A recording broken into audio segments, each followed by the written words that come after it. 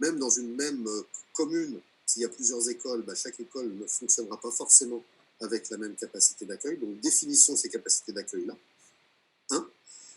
Une fois que ça c'est fait, par école, on sait le nombre d'enfants qu'on va mettre dedans, qu'on peut mettre dedans physiquement pour respecter les deux règles principales.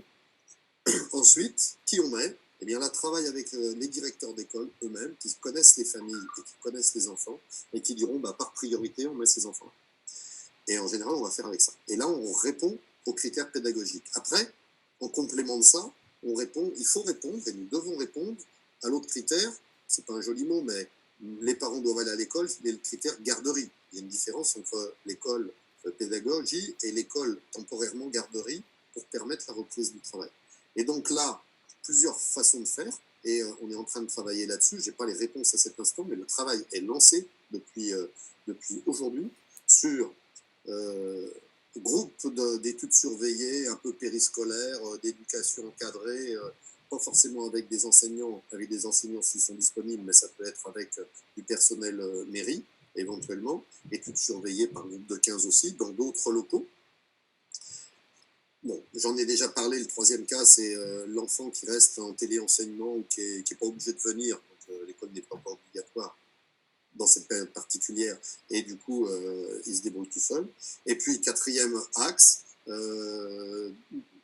qui nous va bien aussi, c'est on rouvre un gymnase, on rouvre des espaces, et on fait un peu comme si c'était du centre de loisirs, avec des animations sur deux thématiques, toujours le sport et la culture, mais on va grouper, c'est un peu plus pédagogique, sport, santé, et puis culture-civisme. Et on fait, et là aussi, avec soit des animateurs périscolaires des collectivités, soit des associations qui accompagnent, des MJ, etc. On a la capacité aujourd'hui et les moyens d'encadrement pour le faire. Il faut qu'on définisse les capacités d'accueil. Pour se garantir ça, l'orientation, là je parle que pour la ville d'Annecy à cet instant, on va démarrer progressivement avec les trois premiers niveaux, c'est-à-dire, on l'avait dit, la grande section de maternelle, à partir du 12, le CP et les CM2.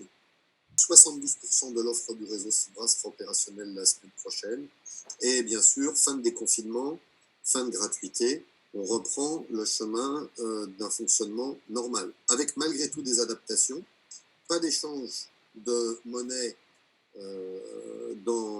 pas d'échange de monnaie dans les bus pour protéger les chauffeurs.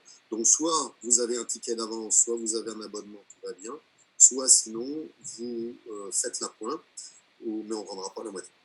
Voilà, ça me paraît une mesure de sagesse, là encore une fois, règle numéro 1, mesure barrière.